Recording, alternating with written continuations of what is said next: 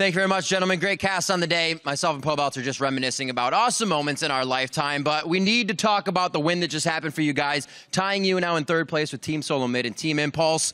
I do want to pick your brain a little bit. We spoke about, or we showed the video where you kind of had a bit talking about, with humor, the problems that CLG faces throughout a split.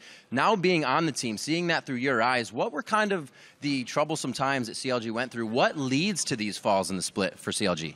To be honest, it's still my first split on CLG, so I wasn't around for all like the previous splits where, you know, CLG kind of became notorious for kind of falling apart in the middle of the season. But we did have that 0-4 streak, but it didn't really feel like we were falling apart. Those were all against like pretty much the top 4 teams, and basically we just learned a lot. So it feels like we're making really good progress in improving. We haven't gotten overconfident in ourselves, or we didn't get overconfident in ourselves after we started 7-1, and I think that's really important. Well, you've definitely been able to show up from the mid lane this year. How are you feeling about your play? We don't actually get to talk to players about what they're doing very much. What do you feel like you're contributing to the team, and how do you feel you're doing? I think I'm pretty flexible in how I play. Some other mid laners for other teams tend to have just like one style, like they just won't roam at all, or they only roam.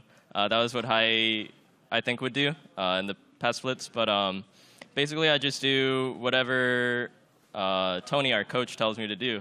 And you know, if that's playing Lulu or playing Orianna and just farming it out, or playing TF and roaming everywhere, I can do it.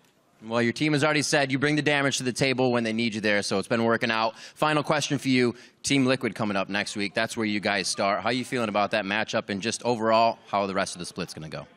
All our matches in like the next 2 or so weeks, actually there's only 2 weeks left in the split, but yeah, all those matches are really crucial for how placing is going to be for playoffs. So we really just want to win all the matches we can so that we can get first or second by the end of the season, and just get the bye in the playoffs. And traditionally, I don't think CLG's done too well versus Team Liquid, so we'll definitely have some heavy preparation to do. All right, be a tough run. They just gave TSM a run for their money. Belter, congratulations on the win, and best of luck in the rest of your games. We're going to throw it over to the analyst desk to break down the rest of the day. Thank you, Riv. 40-minute victory there for CLG. Wasn't crazy clean. They did get the 2-0. It was crazy. It was crazy. Yeah, clean. They did get the 2-0 this week, which I think is very important for them from a morale standpoint, coming off of a string of losses there. We were, you know, the whole CLG downward spiral had been tossed around. They may be avoiding it this time around. Or embracing it. Or embracing and coming out the other side. They've gone through it, now they're coming back up.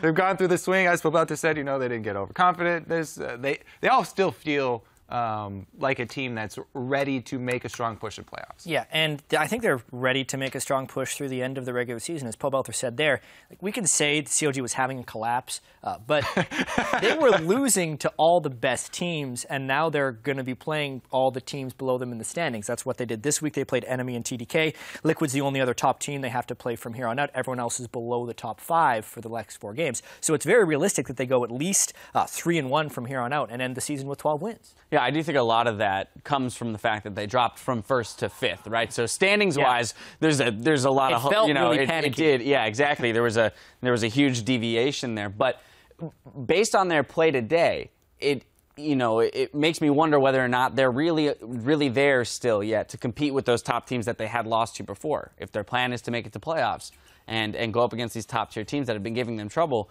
when they're struggling as much as they are against the 10th place team here, you know, where are they going to fall? There's definitely some work to do. You could be cautiously optimistic if you're a CLG fan, because the collapse didn't fully happen, and they're on the road to recovery. The difference in their champion select is encouraging. Double-Lift's laning phase is encouraging. I think the default state for all CLG fans is cautiously optimistic at all times. Is that what Golden Age was about? That's what potential is. that was uncautiously optimistic, I feel like. Oh, yeah, there was no caution there. Yeah.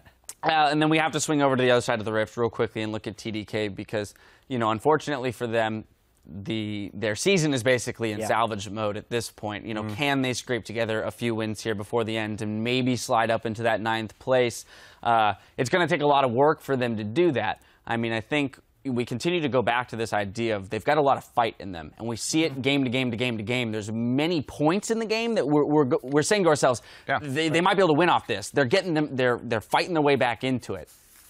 is that enough? Especially with Team 8 and Cloud9 both taking wins and, actually moving up the standings now, they've got to be really scared. And they've got to be aiming probably for enemy and try and drag them down. Yeah, they have to win at least. They got to grab somebody that's close to them to bring them down. Have to win at least 3 of 4. Yeah. And so that means, and they don't even get to play enemy. So enemy has to lose on their own accord.